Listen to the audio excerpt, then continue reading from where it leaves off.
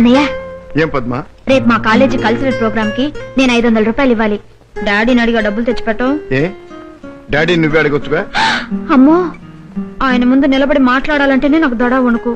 ఇంక డబ్బులు అడగాలంటే ఏ డాడీని చూస్తే ఎందుకమ్మంత భయం? ఆయన ఏమన్నా పులా సింహమా? ప్లీజ్ అన్నయ్య, నువ్వు అడిగి తెచ్చిపెట్టు ప్లీజ్.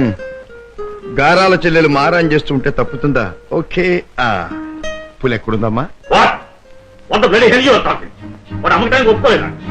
కావాలంటే 1 లక్ష రూపాయలు ఎక్కువ పెట్టి, 1 లక్ష కాదు 2 లక్షలు 3 లక్షలు 5 లక్షలు సరే వాడు మొహానికి ఉంటుంది. I don't care for money, understand? What daddy, business లో ఏమైనా సమస్య వచ్చిందా? సమస్య లేకుండా బిజినెస్ ఉండదు.